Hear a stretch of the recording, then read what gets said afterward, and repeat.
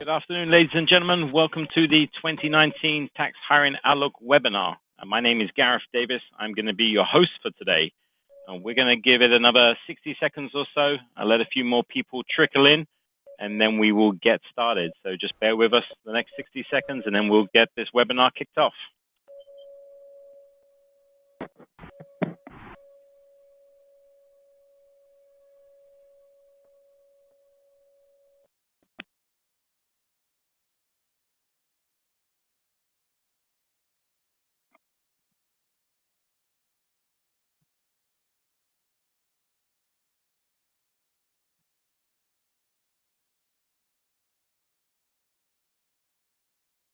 Those of you that are just joining us, we're just going to give it another 30 seconds or so, just as the last few people start to trickle in, and then we will begin today's webinar.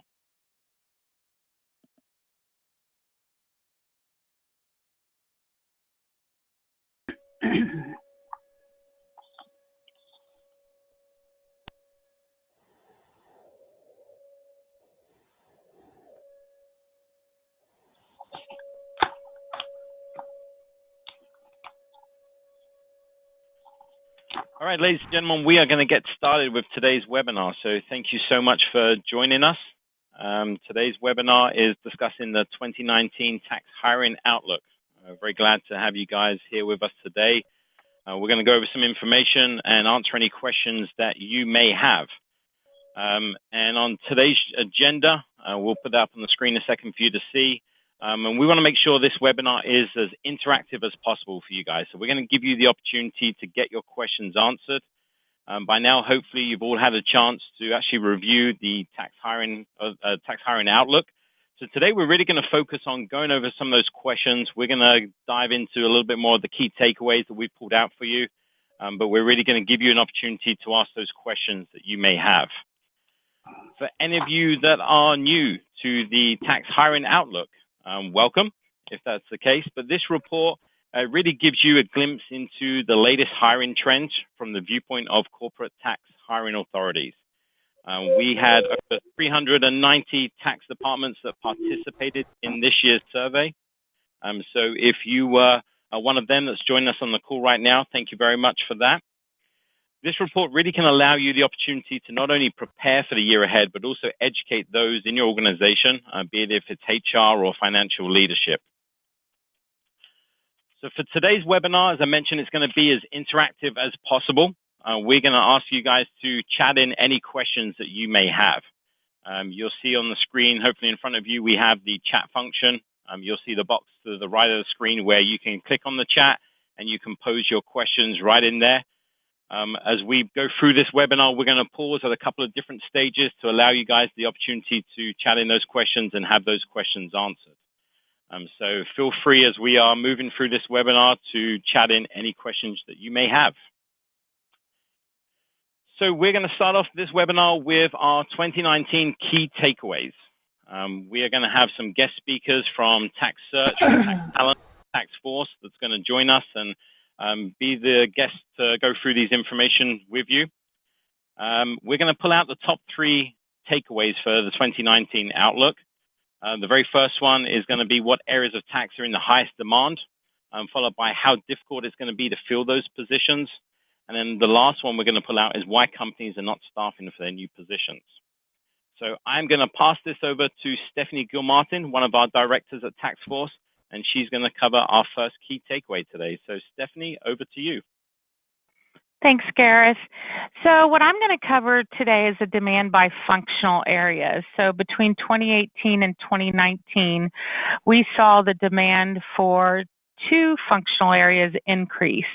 The first one is the compliance side. We saw that have a relative increase over the last year of 52%. And for research and planning positions, there was a relative increase of 38%. So those are both pretty big. And we really believe that the reason for those 2 areas increasing in demand is a direct result of tax reform. As you all know, we see ongoing daily, weekly, monthly changes, and so it continues to cause those two areas to really be in high demand. As far as research and planning specifically, one area that we think is having an effect on that is the new EU mandatory disclosure area. And we mentioned that later on in the Tax Hiring Outlook. If you haven't read about it, you can go in and read about that, but that's certainly an area that's causing a little more demand on the research and planning side. One area to note that we've seen a decrease, which was really surprising to us, is in the technology area, where we saw a 33% relative decrease in the number of tax departments hiring for those tax technology positions. This is higher than what we were expecting, but we don't really have a clear-cut answer as to why there was a decrease. One thing, it might mean more tax departments are now outsourcing more technology positions in the past.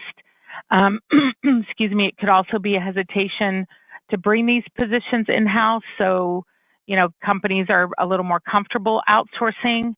And maybe even tax reform has become such a huge focus for departments that it's really taken away the need to start filling those tax technology positions. Whatever it is that's causing this, our recommendation is to really go against that trend and start to aggressively look to build your tax technology teams, primarily so that you can have the first pick of talent.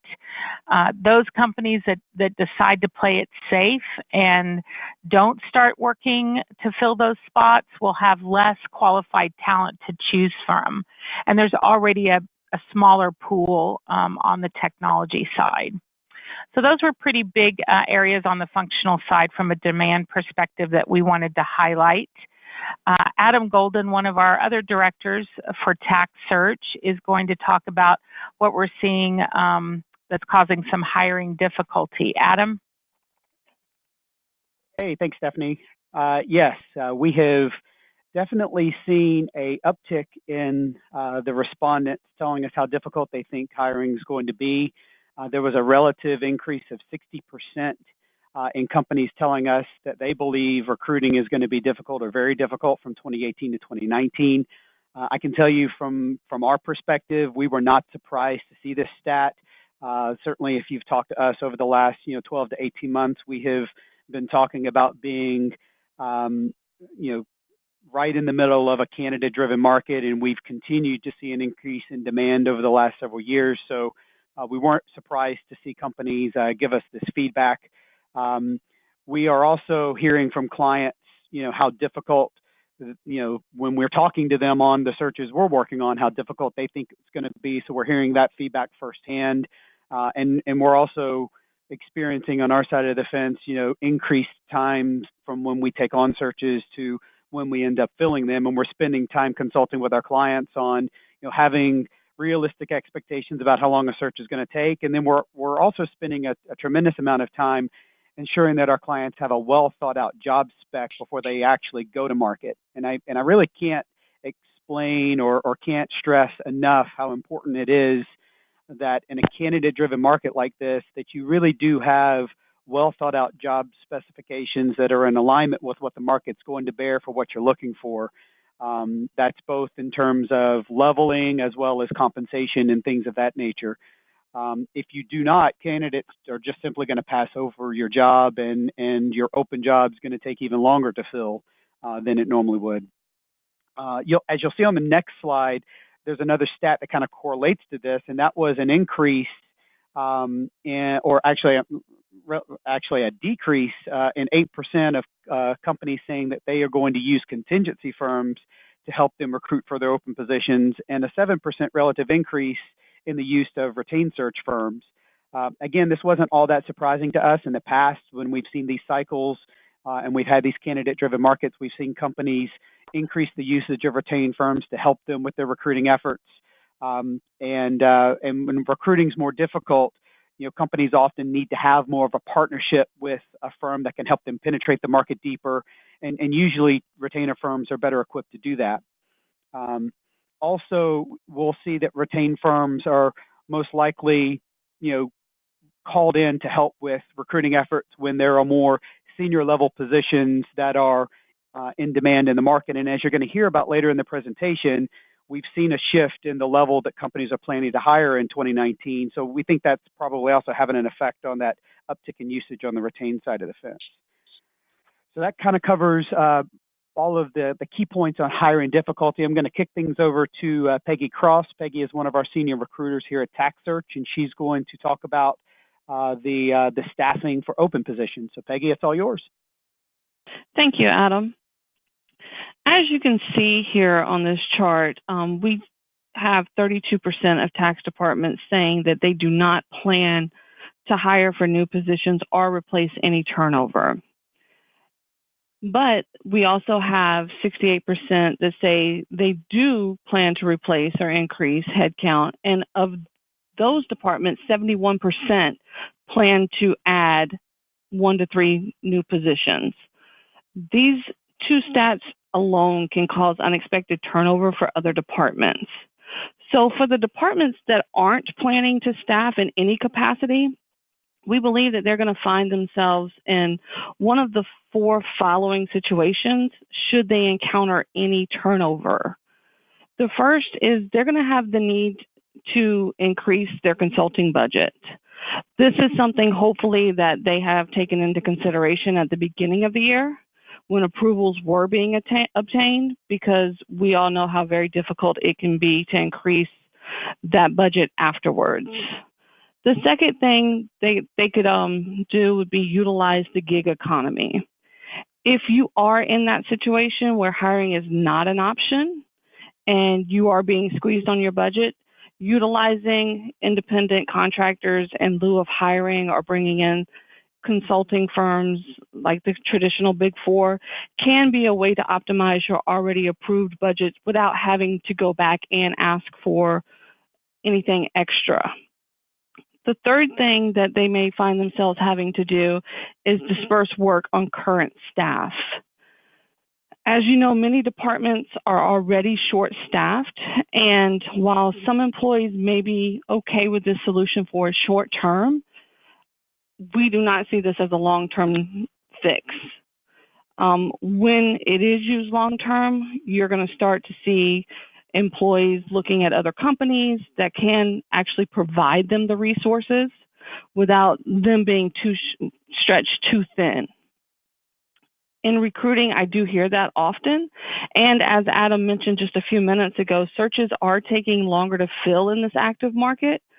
So if you find yourself in a situation where you plan to use this action and disperse the work amongst your team that you already have, it's important that you consider that your team is going to work harder for a longer period of time. If you are in a management situation, I would say, don't set yourself up for failure here, thinking that the work will be just absorbed and everything's going to work out in the long term. The fourth thing is, with this situation of having unexpected turnover, is you're going to have to try to staff unprepared in a challenging market. We're experiencing a very good, healthy economy, which is offering multiple job opportunities, resulting in a candidate-driven market here. We also have tax reform, and as mentioned, the searches are taking longer to fill. Candidates in the market are receiving multiple calls daily for opportunities, so they actually have their pick of what roles they want to look at. When you combine all of these factors, you're going to be dealing with a market that presents multiple roadblocks here for you. So going to market with a defined plan is going to be critical for you. That wraps up our 2019 key takeaways. Gareth, I'm going to turn it back over to you. Thanks, Peggy, and thank you guys. Some great information over there. We're going to pause for a brief moment on the key takeaways to really give you guys a chance to get some of the questions answered that you've chatted in. But reminder for everyone to use that chat function to chat in any questions that you want us to address here on the webinar today. I have a couple that have come in so far, so we're just going to pause for a moment and go through some of these questions. And you have the luxury of the team here to be able to pick our brains and have any of these questions answered for you. All right, so first question that came in, let's see. Are there particular parts of the country where you have seen the highest demand more than others? Adam, do you want to? Gareth? Yeah. Yeah. I would say, historically we've seen, geographically, kind of based on where industries are based, we've seen ups and downs. When Houston was going through the downturn in oil and gas, they weren't as active, and we've seen it in the past with tech and with financial services out on the West Coast and New York when those locations have had periods where hiring was soft.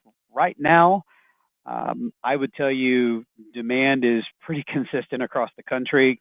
Obviously there's more activity in locations where there's a greater concentration of corporate tax departments, like the Northeast or, in the major metropolitan areas. But, at the same time, I can tell you our firm has openings in, small towns in Ohio and in upstate New York and in South Florida and, locations where we generally don't see as much activity. So I think that's also part of the reason why you're seeing a big uptick in the respondents saying they're finding hiring more difficult, because there aren't those soft pockets in the market where you can go, poach somebody out of the market because there's not a lot of hiring happening or things like that. So it's really kind of across the board nationwide where we're seeing demand on our side of the fence. Thanks for that, Adam. All right, let's see. Other questions we've had come in. I have a senior manager that is ready for the next step in her career. I don't have the ability to promote her at this time, but there could be the possibility within the next 12 to 18 months. She has given no indication that she is looking, but I would like to know what you would suggest to keep hold of her in this active market. All right, that's a good question. I can take a stab at that. There you go. Yeah, tied into what you were talking about. Go for it. Yeah, that is actually a good question here. So what I would suggest, if you're not already doing this, is one of the most important things you can do is immediately take some time, sit down with your employee, and make sure you know what her career aspirations and goals are, and definitely make a plan from there. Just think about, too, when you are having this conversation, we're so accustomed to these conversations being more company-centric. Have it to where it's more employee-centric, and focus on what she's looking to accomplish. I think if you do that, it's really going to go a long way with her, because it's going to show that you care to take the time. And then you may find, that if you can just round her out on the technical side, if there's areas that you can expose her to, round out her skill set, maybe it's a situation where she doesn't manage that many people. You can give her extra management responsibilities, just really building out her skill set so, that as she's working on these things, you are able to fill in some of that time gap for the 12 to 18 months. And then hopefully, when she's ready and has accomplished what two of you have set out to accomplish here, you'll be in a situation where you can promote her. Anyone else have anything to add to that?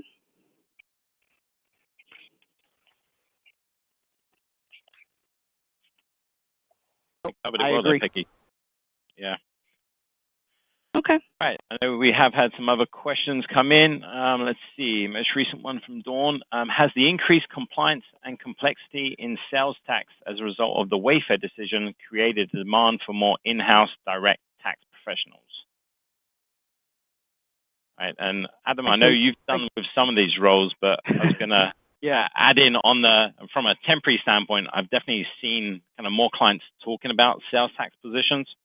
Actually had two conversations this week with a company that on a temporary basis were looking to expand their sales tax team because of they just didn't have the support from some of that Wayfair decision. I don't know if it was all because of that, but it's definitely I've seen on the temporary side. And Adam, I was going to shoot it over to you because I know you've done a lot in this area as well. Yeah, we're actually working on an indirect tax role right now for a client, and have filled a couple of others recently. I would say I'm not seeing a big uptick just yet in compliance because of Wayfair specifically. I think there's a couple of things at play here. One, I think you're seeing certainly on the automation side of the fence, companies put a lot of effort into using more technology in areas like indirect tax to try to streamline, a lot of the lower level work and to try to use, bots and, AI and other tools, particularly in the indirect tax area. So while there may be an uptick in the demand because of Wayfair, I think some of it's being offset by, being able to utilize the internal resources just in a different manner. I do think one thing that is going to come into play in the foreseeable future, though, is we've got a ton of baby boomers that are working in the indirect tax space. And while we've started to see a large percentage of boomers, at the upper levels retire, VP of tax levels and things like that, the last, kind of 12 to 18 months, I think you'll also start to see more and more of these as more boomers retire. You'll start to see this happen in the indirect tax space. So there is going to be some opportunity for those of you that are in that space to take advantage of that down the road. We may be just slightly ahead of that wave to come. But I definitely think, things are trending in the right direction if you're in the indirect tax space with Wayfair, with opportunities being created because of more technology and the opportunity to do higher value work and the retirements. The future's certainly bright in that area. Tony, I don't know if you have any perspective on that at all. I think you nailed the state and local tax issues regarding the digital implications from Wayfair. The bigger issue, though, that I want everybody to really pay attention to is this global digital battle that's going on in the EU, and I think it's going to impact all of the international players. Initially, everybody, was kind of relaxed because we thought it would be targeted at the 10 big technology players out there, the Facebooks, the Googles, and such. But the implications, according to one of my chief tax officers at a Fortune 50 company, is he's in the middle of the lobbying game going on this, is that it has much broader implications and something we should all pay very close attention to. So digital taxation on a global scale is going to be, I think, a very massive issue that we have to wrestle with. States will certainly be there as well, but keep your eye on the bigger picture. It's coming. Yeah, that's a good point. All right, excellent. We've got a couple more questions as well, but just keep reminding you guys that you can chat in those questions as you have them as well. So use that chat function on the right side of your screen to chat in any questions that you have as we go through this section. But next question that came in was, other than tax reform, what other issues could be contributing to the need for more research and planning people? Stephanie, I know you were talking about that area. Yeah, I can take that question. So we really feel like tax reform is the primary issue, especially on the international tax side. There are so many changes to the regs that just keep coming in.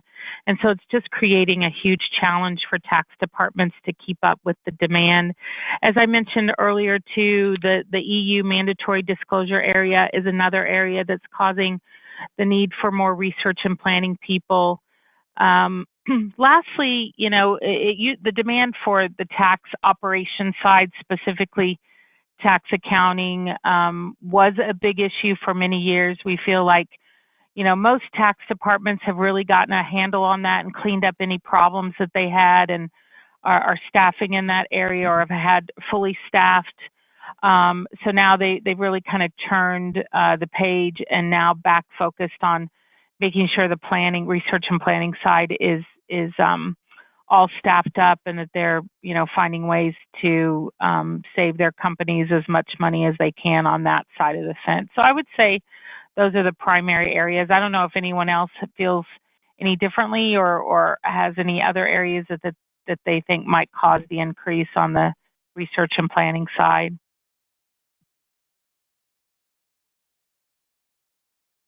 Nope. I think this is Tony. I think that pretty much nails it. We really think it was a delayed effect from the tax reform is the majority of the reason. We still have constant pressure, though, and it's something to be aware of, that the leadership of these companies, the operational leaderships, the CEOs, the boards, are still playing catch up with the idea of how you can drive down effective tax rates. They're still a little bit deaf to that, a little numb to it. They just don't want to believe it, that there isn't as much you could do as you used to be able to do, and the fun stuff of inverting and all of the financing structure stuff that was done to drive down rates might be in the past, and we have to deal with a new world. So that still is a pressure to do it, which means you need more headcount to do it. And I do think there is a trend that we're seeing is to bring more of the in-house planning skill set into the department as opposed to outsourcing. Maybe that's because it's difficult to get quality people because the public accounting firms are stretched so thin. The prices of the law firms are so high. Maybe it's a pressure on the budget. Maybe it's just a sense that these in-house departments who can align with the businesses more effectively, since everything has to be so business-oriented now as opposed to financially structured. They're recognizing you're better off bringing that in-house. I do think that's part of the reason for the uptick in combination with tax reform. Thanks, Tony. All right. We have a couple more questions that have come in that we're going to go through before we move on to the next section. And what I will say, if we don't get through all of these right now, we're going to have another Q&A section after we go through the multi-year trends. So we'll definitely come back to some of these questions as well then. So a question came in, speaking of boomers and the gig economy, is there an increased demand for more senior tax execs to work as transition leaders for shorter term engagements after retirement? So great question there. And I'll kind of start, but then kind of pass it around to Adam, Tony, Steph, if you guys want to add anything to this as well. But it's funny, when we talk to clients about interim staffing and the tax force model, and they're after experienced individuals, and they realize they can get someone of a baby boomer experience, their eyes kind of light up and they get excited about that. They're used to getting help that are maybe kind of 4, 5, 6 year experienced individuals, but when we tell them that no, you can get a 20, 30-year experienced baby boomer that wants to kind of do consulting work, that is kind of wants to be part of the gig economy, it definitely takes a lot of pressure of them, because there's not enough. They don't have to worry about hand-holding as much in transition periods, but these boomers can come in and kind of hit the ground running. So it's definitely something that when we talk to clients, they get very excited about from that perspective. Tony, Adam, Steph, anything you kind of from you've seen in talking to your clients? Yeah, I mean, I can. Oh, go ahead, Tony. All right, Adam. Just real quick, I think what not only from the gig economy side can these older candidates take advantage of the markets unlike we could in the past when there wasn't that alternative, but even on the permanent hire side, I can't tell you how many what I call transition roles we fill with permanent hires. I just got off the phone with 2 people I put in about 2 years ago at a major company, Fortune 50 company, that's now spinning off a number of entities. Both of those individuals came in there with the mindset they were going to groom junior people who weren't quite ready yet, but they didn't want to have these people bottlenecked for long periods of time. One of them wanted to work 5 or 6 more years, the other one 3 or 4 more years. And we were able to put in people who were in their 60s into these roles without any problem whatsoever.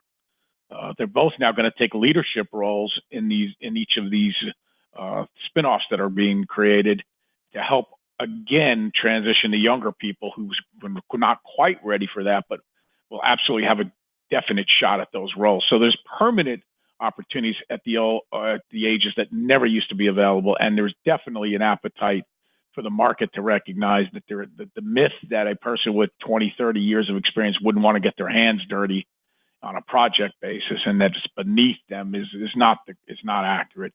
And then there is the interim VP of tax roles while we're in transition between searches. Same thing on department functional lead roles, getting somebody to hold the fort down for months until we get the right people in place. Or just upskill. They want to bring in somebody to help look at the tax accounting reporting and really get the processes, systems going, evaluate the technology platforms, just put a stronger oversight over it that's objective and independent, not coming from a professional advisory firm, but reporting directly to the head of tax or the CFO for that matter. So I think it's opportunities in both areas. Adam, anything you want to add to that? Yeah, you hit a lot of the points I was going to touch on. I tell people all the time, boomers, that are deciding they want to retire or are nearing the end of their career, have more options at this point in their career than any other generation before them, because more companies are open to a lot of the things you talked about, Tony and Garrett. And then we also have companies. I've got a senior director search right now with a client in the tax accounting space, and we would more than welcome somebody that only wants to work another 4, 5, or 6 years, or a partner in public accounting that is getting pushed out because of retirement that still wants to work a few more years. And those options, when I first started at the firm, along 20 years ago almost, just they weren't as prevalent. So I think if you're flexible on what you want to do, you're flexible on either traveling or location and some of those other things, as a boomer that's thinking about those things, there'll definitely be options for you. Thanks, Adam. Appreciate it. And Tony. All right, we are going to move on to the next section of this webinar. We're going to have another Q&A that we'll do after we finish with multi-year trends. So continue to chat in your questions. Appreciate you guys doing that so far. So next, we're going to look at the multi-year trends, and we're going to cover our top 3 takeaways from this as well. So we're going to cover utilizing the Big Four. We're going to cover the hiring by level, and then the importance of mentoring. So the very first one, I'm going to pass the baton over to Rebecca Bison, who is our senior recruiter over at TaxForce, and she's going to talk to you about utilizing the Big Four. Rebecca? Yeah, thanks, Gareth. So as you can see in the graph here, there was an astonishing increase in the use of outside firms from 2017 to 2018 especially, but that's carried into and even slightly increased this year. So 94% of all corporate tax hiring authorities that were surveyed said they're using an outside resource of some nature. So this is an 88% relative increase from 2017. Of course, as I'm sure you'd expect, the biggest reason we've seen such a dramatic increase is due to tax reform. So when it was first rolled out, departments were hesitant to start hiring permanently due to the uncertainty of, what skill set these employees would need to meet the needs of tax reform. And also they weren't sure whether this increase in workload would take 1 year and things would start to settle back down, or if it was going to require extra hands each year going forward. Now, this increase in utilizing outside firms is not just affecting departments' consulting budgets. It's actually creating a ripple effect, making it more difficult to hire permanent employees across the board for in-house departments. And this is because there's such a high demand for the assistance of these outside firms that there's a pressure on them not only to continue hiring, but to hold on to the staff that they already have.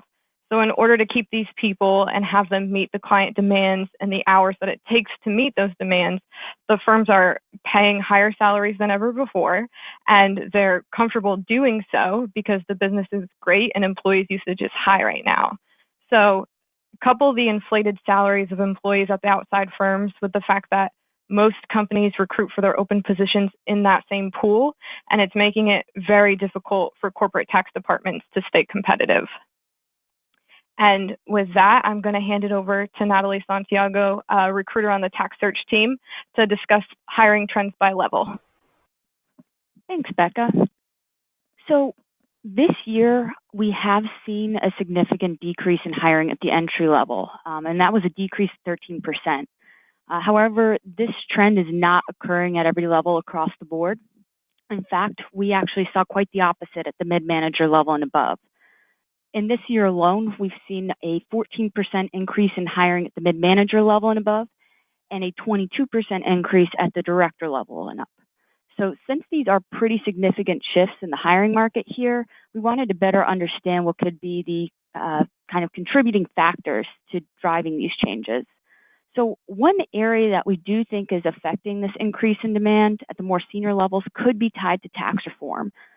Because new processes, systems, and strategies need to be put in place to accommodate the changes in regulations, departments will naturally turn to more experienced individuals to take those projects on, since obviously the complexity and risk this area entails is not something that can easily be handed off to more junior staff.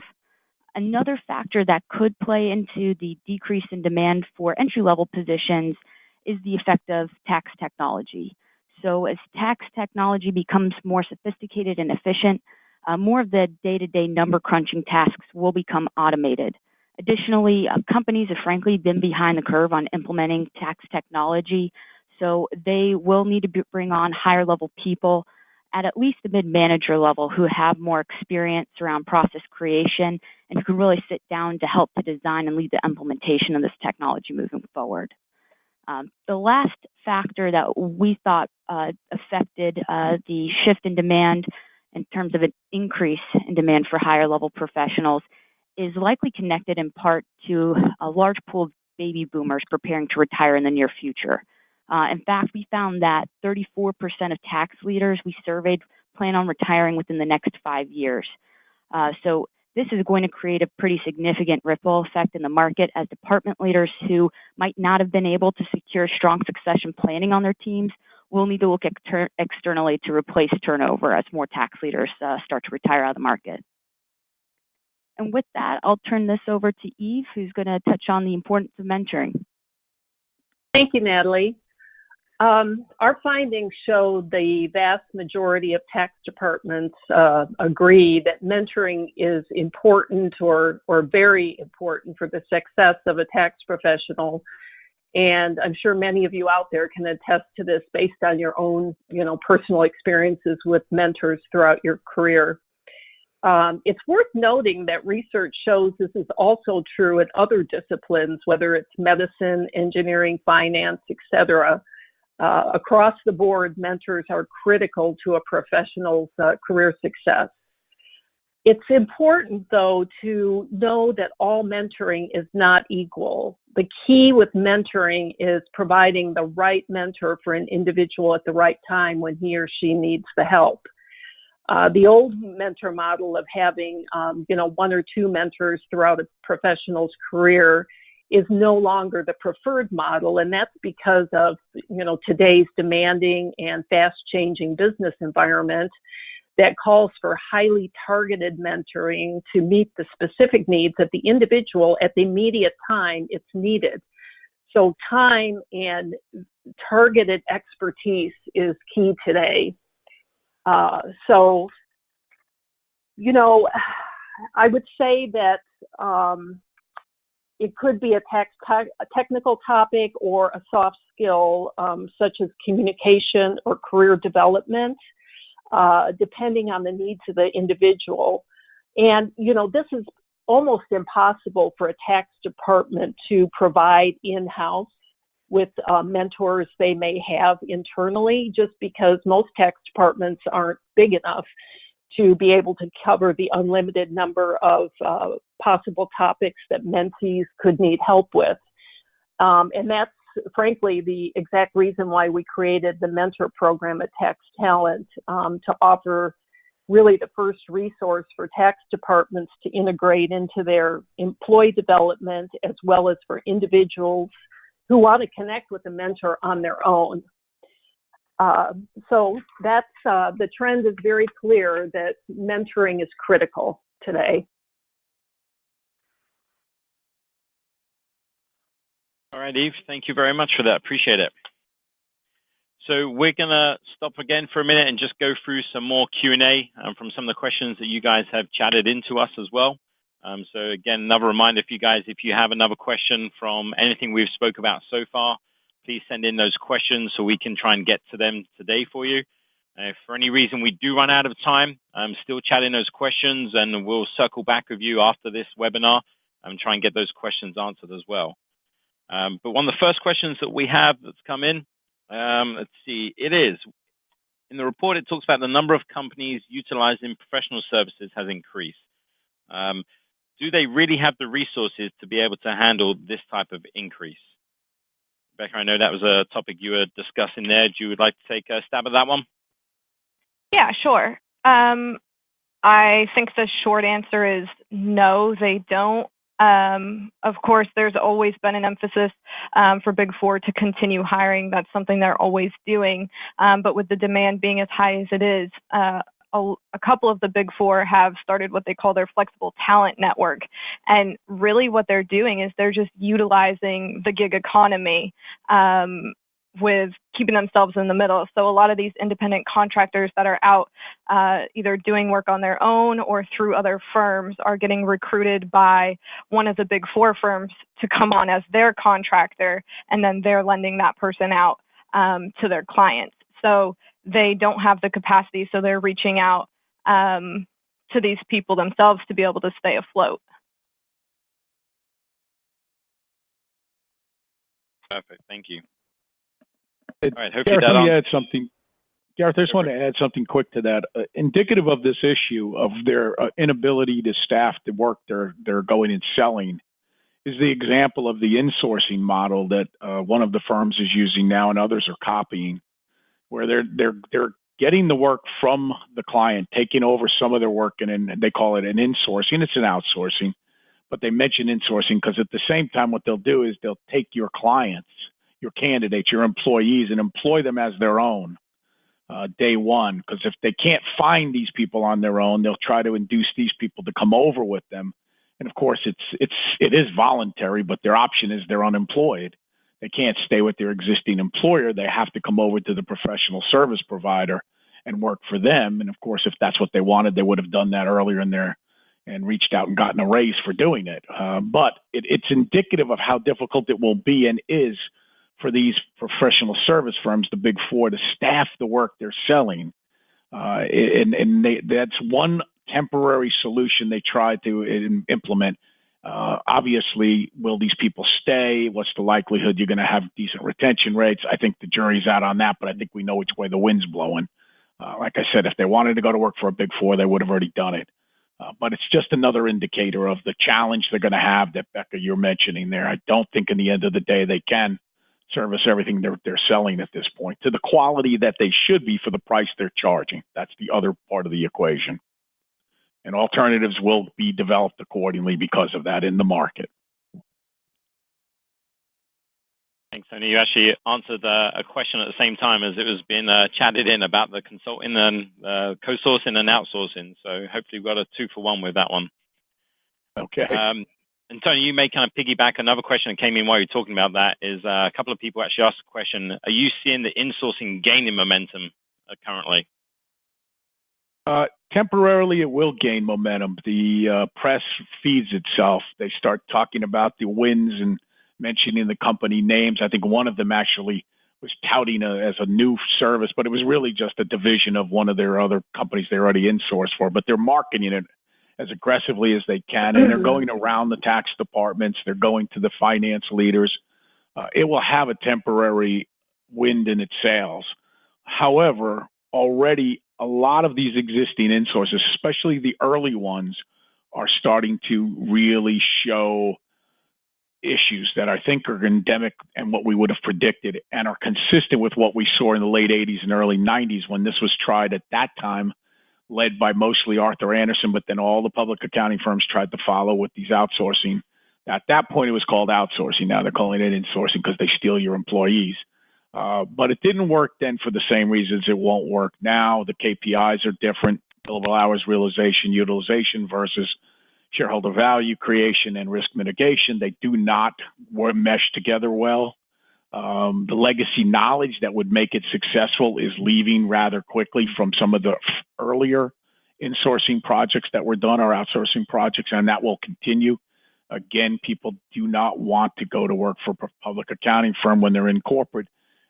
Just because you tell me the next day that's my only option doesn't mean I'm limited to that. The market will give them other options, and they will take advantage of it, especially as this market becomes tighter, as Becca pointed out, that it's clearly becoming more of a candidate-driven market.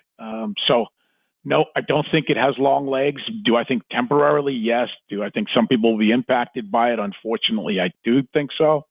But the tax leadership needs to educate the finance leadership, And then the associations and groups that are out there in the tax profession need to help the tax leadership educate the finance groups. I know we at TaxTalent are working closely with Financial Executive Institute to put a program on to help educate better these CFOs around the country as to what a best-in-class tax department looks like and how to optimize and utilize the different services. And public accounting has its place, of course, don't get me wrong. They do a lot of things phenomenally well, but running a tax function is not one of them. Their tax partners have never run tax functions, and understanding implementation and execution is not in their bailiwick. The technology play and the disruption due to tax reform was the same two levers they used in '86.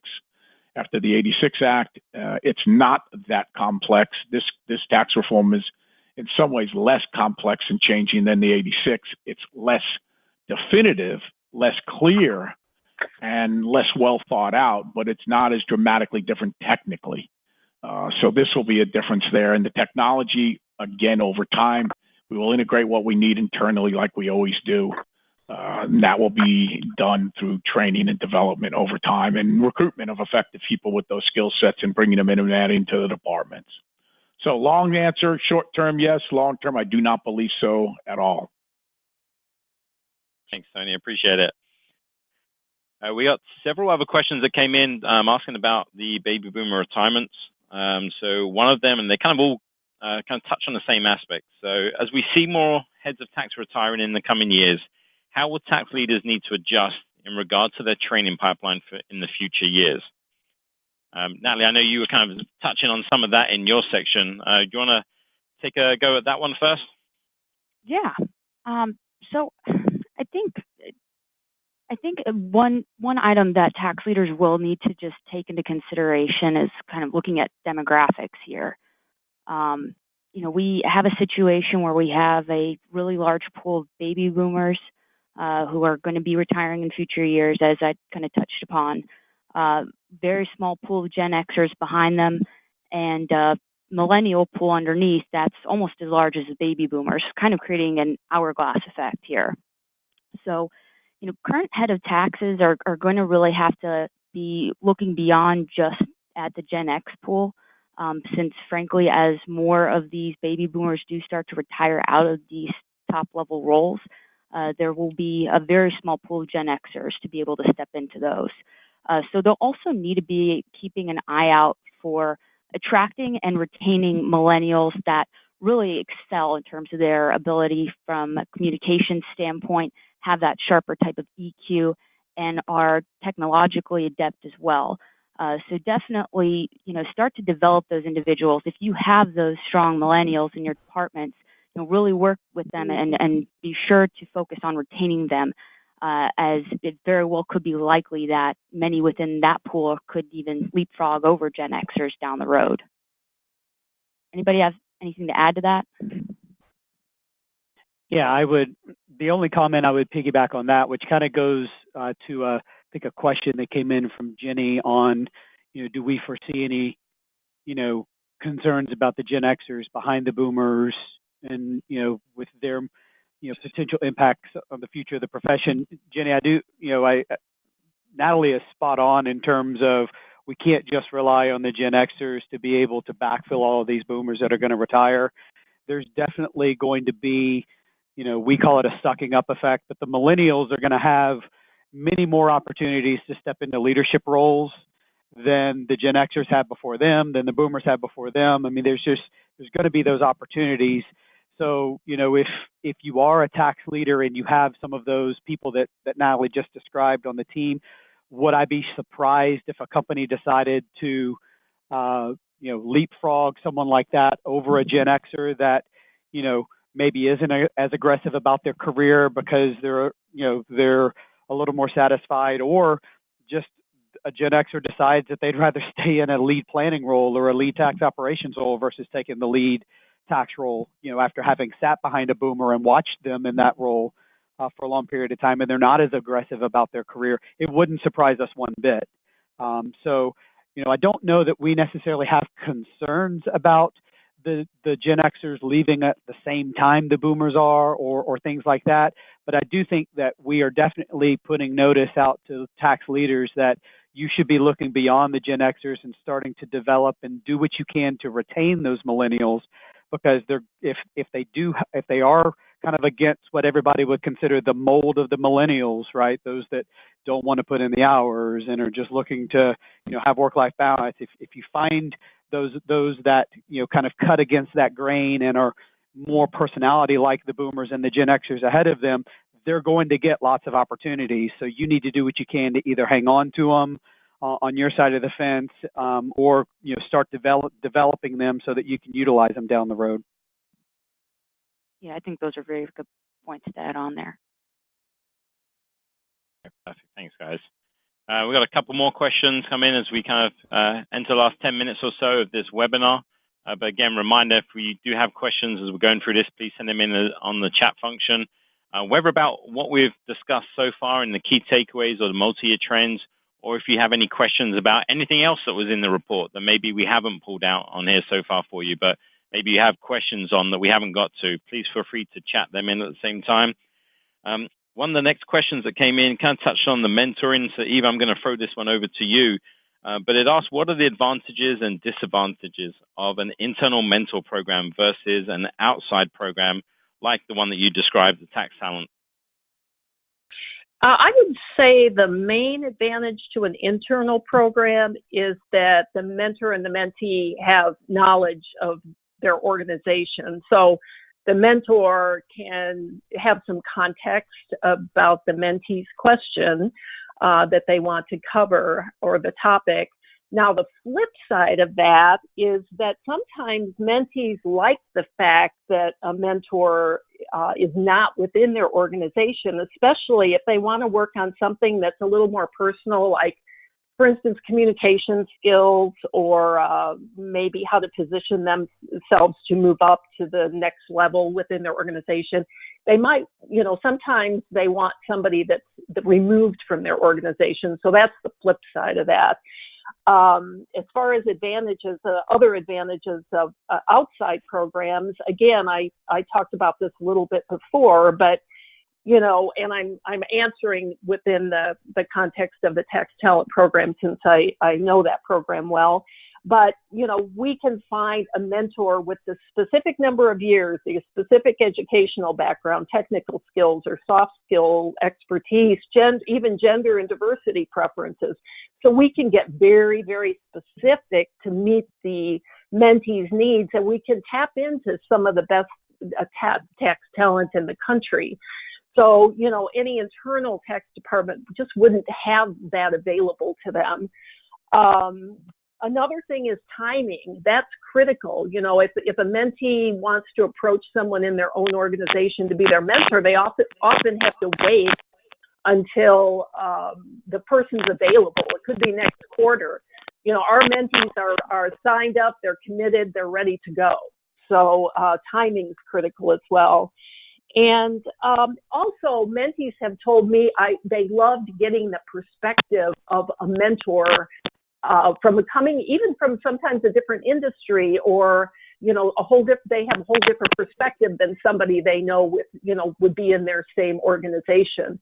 So I personally feel like the advantages that are available to outside programs like TaxTalent can really be significant. All right, excellent. Thanks, Steve. I know we've had a couple other questions in here, and somewhat about benchmarking and kind of trying to understand kind of staffing levels within organizations. So one of the questions that came in was, there some way to get some kind of staffing or technology, an idea on the levels and what they should be for a company and of a certain size or complexity? And I know, Adam, you've probably had, and Stephanie, you guys done a little bit of this with your clients and the talent mapping that we do for them. So if you guys want to take a stab at that first. Yeah, I can take a stab at that. Shameless plug on a couple of services here. Just going to give you the heads up on that. But yes, we do those kinds of services. We have a talent mapping service where if you're thinking about going out to look at what could be available in the market at a particular level, it's a paid for fee, right? It's a fee-based service where we can show you what talent's out there. We also have a paid for service where we actually do benchmarking specific to a particular level of person on salary. We also do organizational assessment. So there are fee-based things that are out there.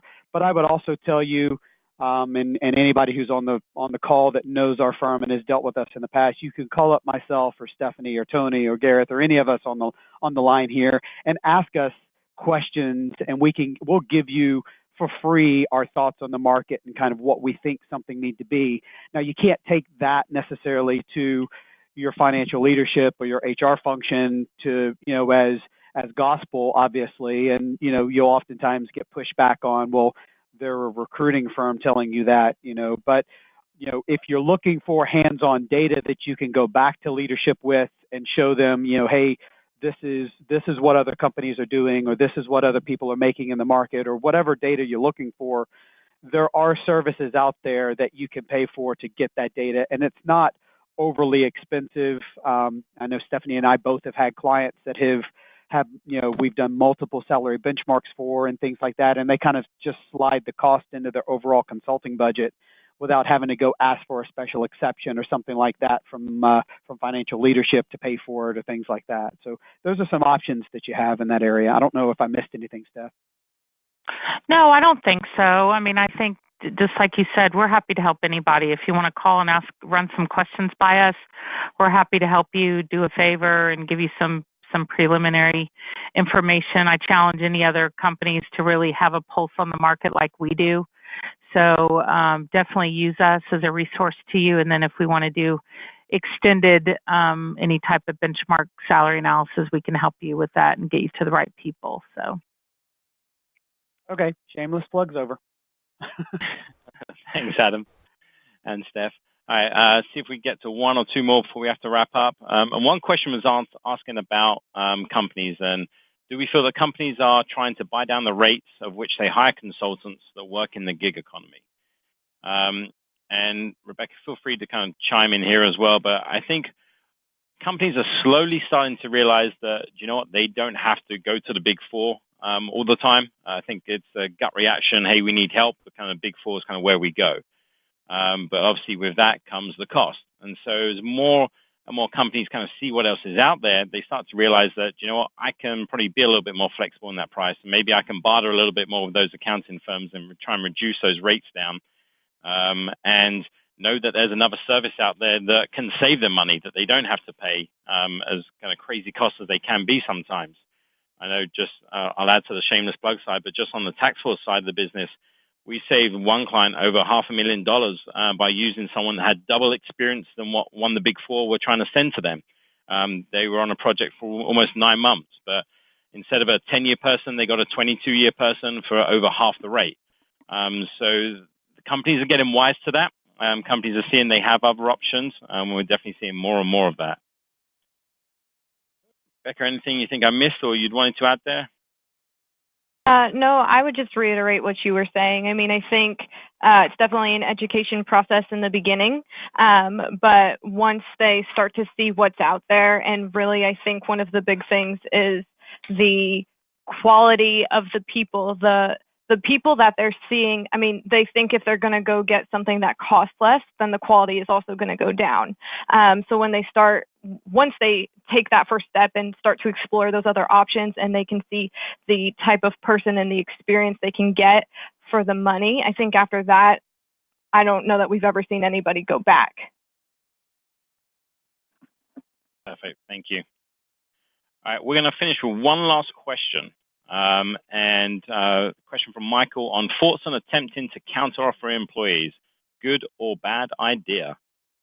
I'm going to open this up to the panel because I know we've definitely spoken on this topic a few times at many kind of TEI events. So, Steph or Adam, do you guys want to take first stab?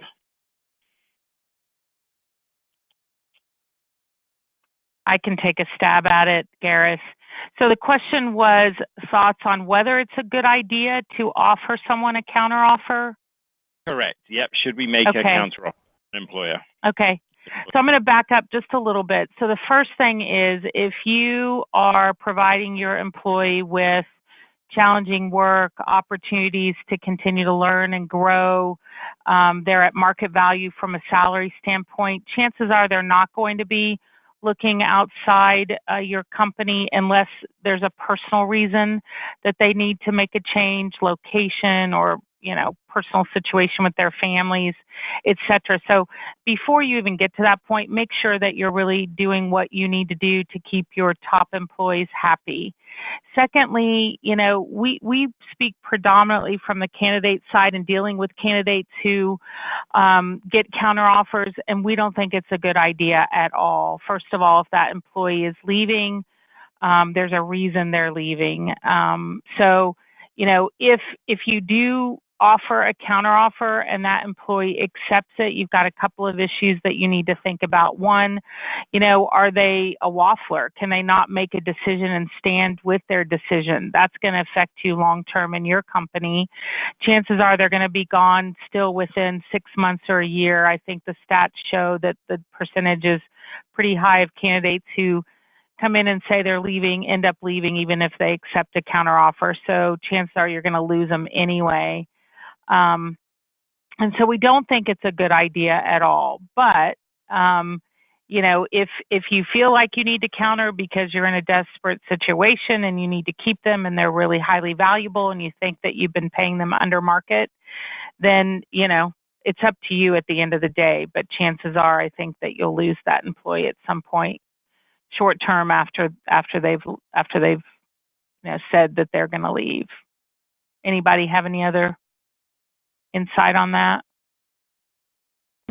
I think it's spot on, Stephanie. I think it's, it could be a short-term bridge, but I certainly wouldn't think, if someone has come in and resigned, they've been out there looking. Usually there's more fundamental things around someone deciding that they're actually going to go out and interview, take the time to go out and interview, most of the time, multiple times, take the time to accept, negotiate and accept an offer, come in and resign. There's other fundamental things there. So you may have fixed the problem in the short term, but I would certainly be looking at other options and solutions that you're going to need to look at long term. And then the other thing I would add, if you're on the other side of that fence and you're a candidate thinking about asking for a counteroffer, hear what I just said to the companies. And know that you only get the opportunity once to go in and tell a company that you have looked at another opportunity and that you're considering leaving, because it fundamentally changes the relationship. The company gets skeptical, rightly so, and people staying long term usually are the exception, not the rule, as Stephanie talked about. So there's kind of two ways to make sure you think about that, because as hiring managers, you can also be on the other side of that fence as a candidate as well. Excellent. Thank you, Adam. Thanks, Steph. All right, I think that's a great way to end the webinar. So I just want to thank everyone that has joined us today. It's always fun to do this and interact with you guys on a big scale like this at the same time. So thank you very much for your questions. We took everyone's information down who did chat in a question, and we'll reach out to you directly just to make sure we answered it. And if we miss anything else, then we'll definitely do so on that follow-up email or phone call. So if anyone has any questions about today's webinar, please reach out and ask. And we're happy to set up any calls as the team suggested as well. But thank you all for joining us today. It's a pleasure to have you here with us and look forward to the next one. Have a great day, everyone. Thanks again.